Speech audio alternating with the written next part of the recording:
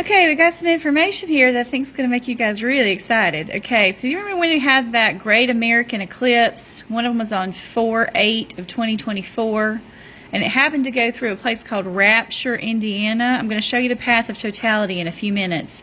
But let's talk about the number pattern here that one of our followers here, a person that's watching the videos and stuff, she said, look at this pattern. So from that 4/8 of 2024 to 4/4 of 2026, the predicted date of the rapture is going to come sometime within that 2-day window, okay? It actually equals 726 days. The number 726 in the Strong's Concordance is caught up, or harpazo in the Greek, rapturo in the Latin, which is what English stems from, like English, French, Spanish, those stem from Latin. And then this word rapture, so that's, if you don't know how we get to the word rapture in the Bible, that's how it comes from. Where does this word caught up come from? Well, it comes from this little verse right here, 1 Thessalonians 4:17. Then together with them, we who are still alive and remain on the earth will be caught up in the clouds to meet the Lord in the air. Then we will be with the Lord forever. So it proves there is a rapture, but now let's prove there's a pre-trib rapture, okay? Well, we got this little verse right here, okay? This is in Revelation chapter 3, Church of Philadelphia. You better get over there, guys. The rapture is not a free bonus with your salvation. You must have on white robes, a clean, pure, repentant heart to get the crown. That crown can be taken away from you, it says right there. That means it's a reward. It's a crown of righteousness. 2 Timothy 4:8 is where you'll find that. And you got those robes. They're Jesus' robes of righteousness at salvation. Isaiah 61:10 talks about that, okay?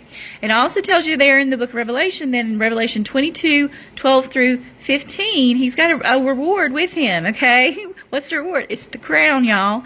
And he says you must be washing your robes in order to enter the city. What's that mean? That means you got to get that sin out of your heart.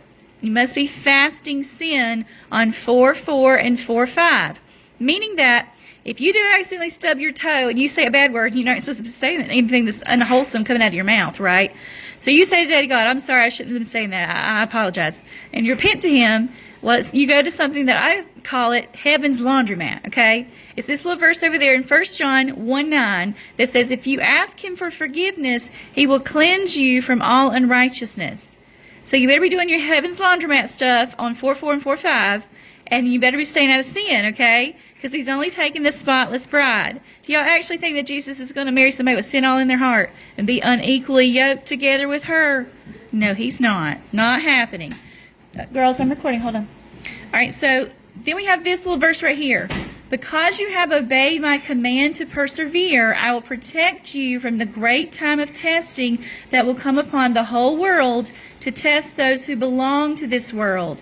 Well, this great time of testing here, guys, that's going to happen to the whole world to test those who belong to the world, that's the tribulation.